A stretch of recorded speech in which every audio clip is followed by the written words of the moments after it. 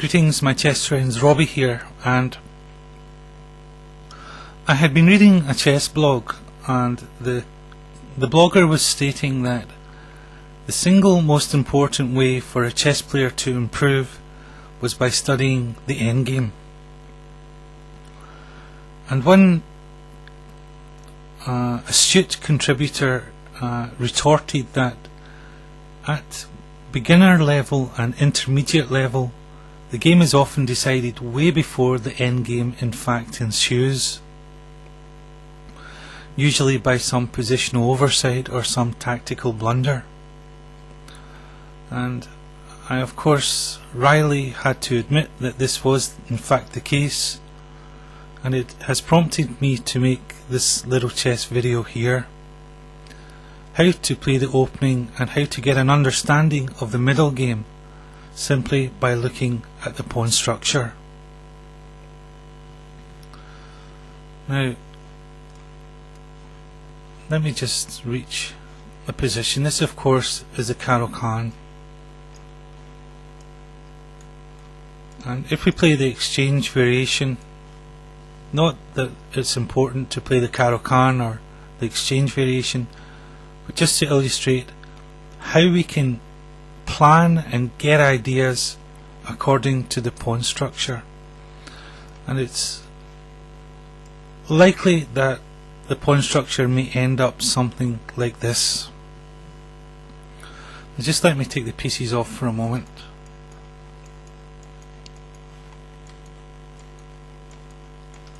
For there are some ideas that we can draw simply by analysing the pawn structure. The first thing we see is that there is a semi-open e-file for white, and of course a semi-open c-file for black. Now we know from our study that rooks love open and semi-open files. It therefore makes sense that at some point we'll have a rook on e1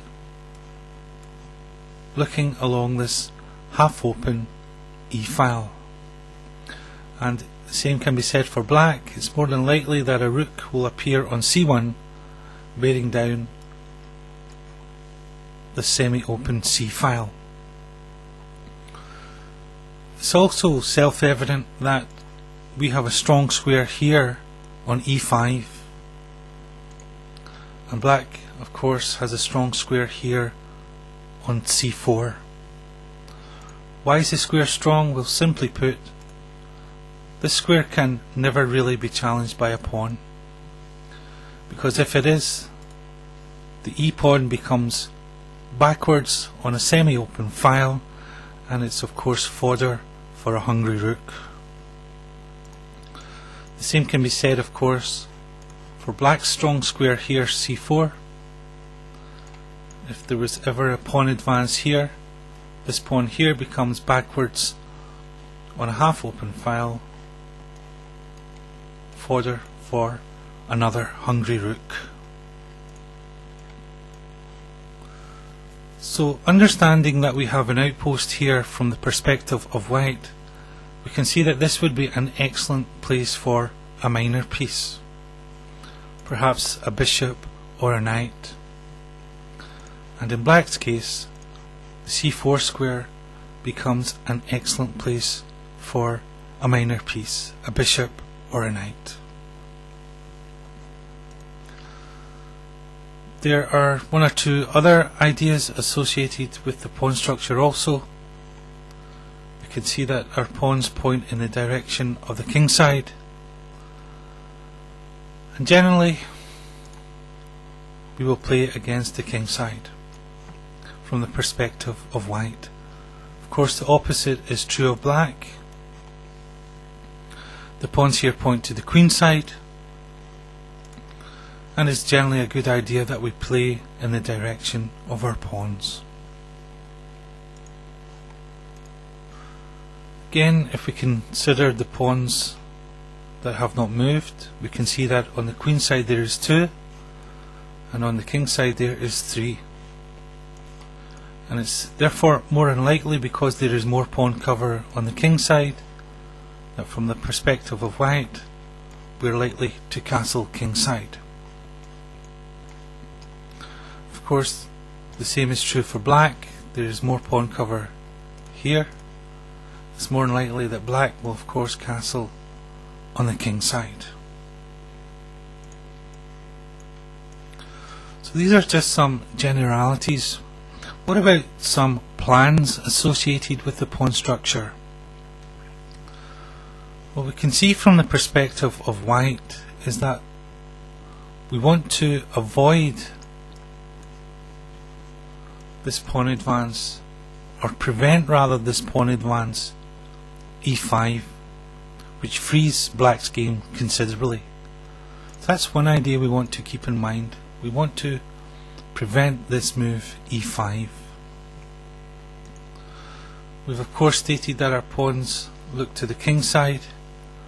We could perhaps advance this pawn to f4, f5, where it might create a weakness against c6, either if it's taken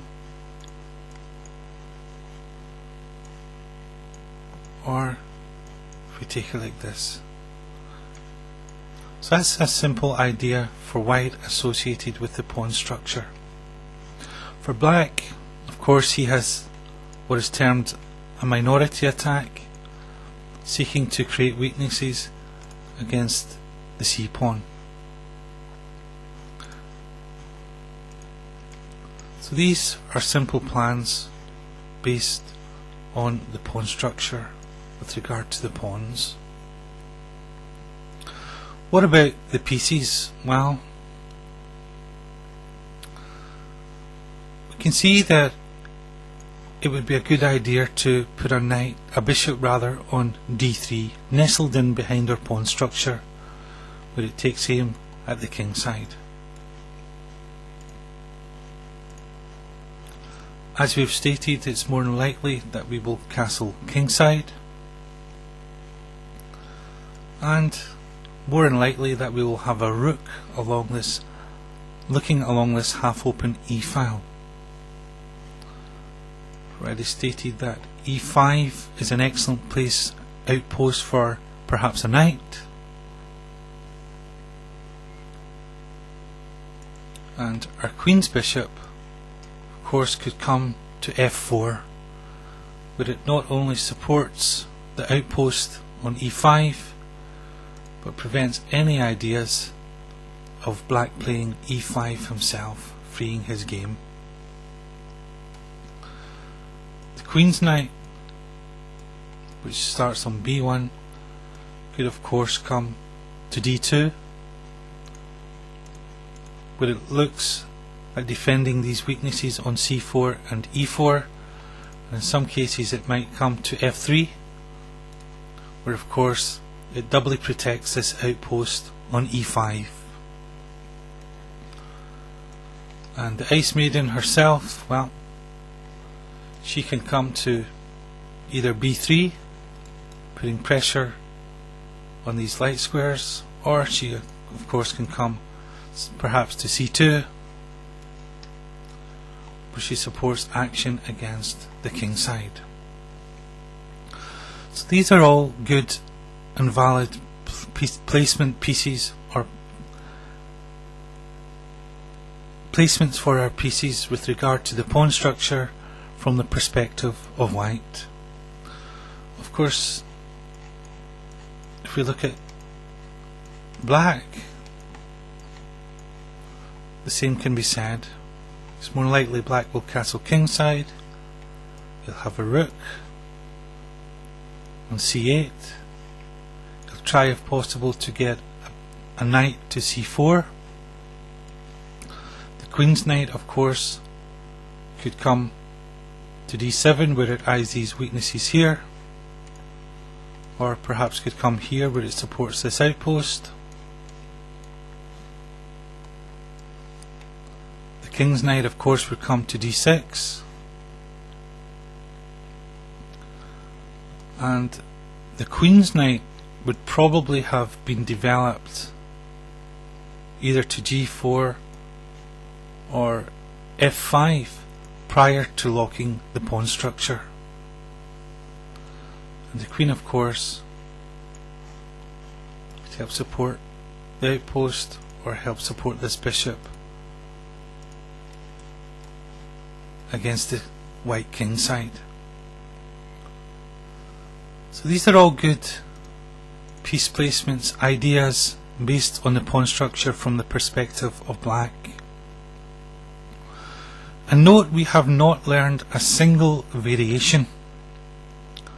We've simply analysed the pawn structure, looked at where the plans and ideas lie, looked at where the piece placements should be. And this is really good for us, because not only are we not tied down to looking at variations and trying to memorize variations, but we're thinking in positional terms. And if our opponent takes us out of book or makes some strange move, we'll immediately recognize it, and we will not be phased, because we're not thinking in terms of variations, but we're thinking in terms of plans and ideas. And this is really helpful for us. I can certainly say it's helped me think strategically about the game of chess, and in doing so, because we're constantly looking at the pawn structure, it helps us, of course, not totally avoid blunders, but it helps minimize us making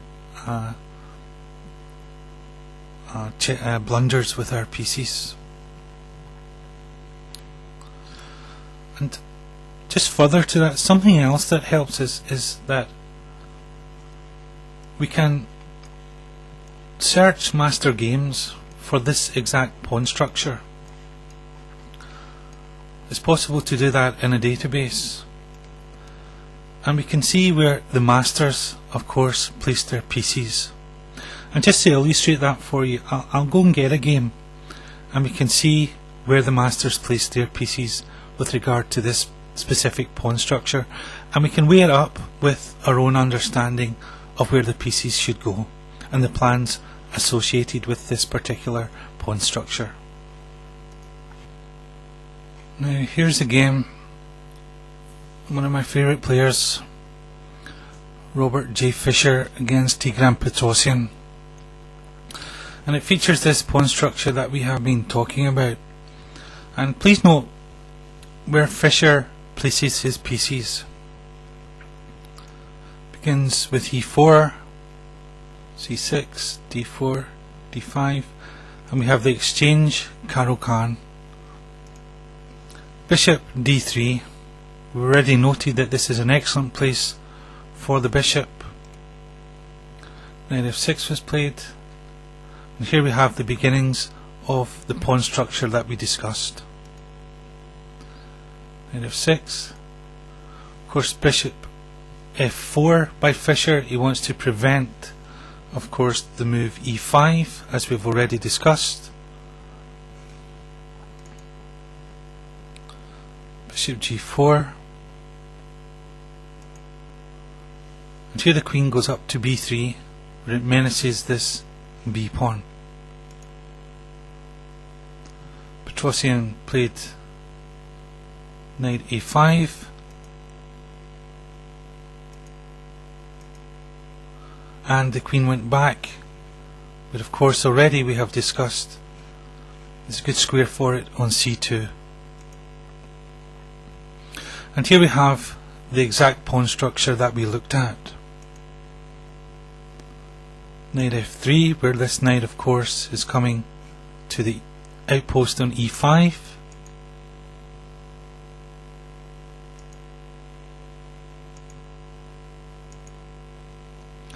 And knight to d2. Of course, we've already discussed this. It adds these weaknesses.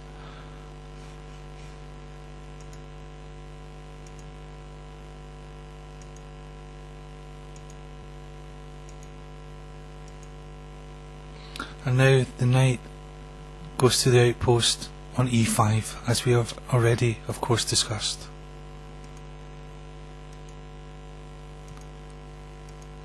Fisher castles kingside. Petrosian plays knight to f8. And here Fisher begins once again one of the plans that we discussed. He plans to advance his pawn and create a weakness against this square here, f6.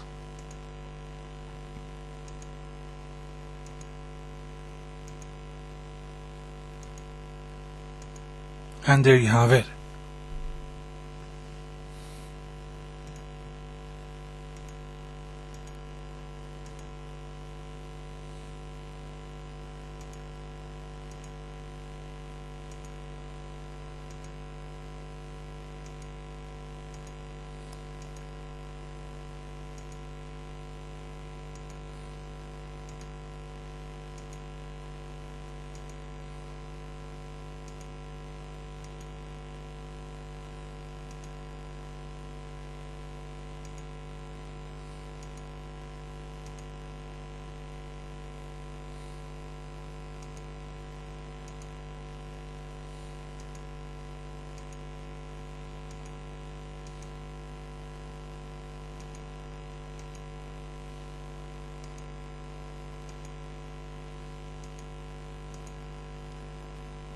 Brilliant play from Bobby Fischer. And here Petrosian resigned. But going back, we can see that in the opening and the early middle game, Fischer placed his pieces exactly as we have described, according to the pawn structure. So I hope you enjoy that. I certainly enjoy this little lesson, and it has helped me immensely with my chess, thinking in strategic terms, thinking of where to put the pieces, and thinking of plans with regard to the pawn structure. And I dearly hope that it has helped, that it will help you as well. So thank you very much for taking the time, and I wish you well with your own chess. Regards to you, Robbie.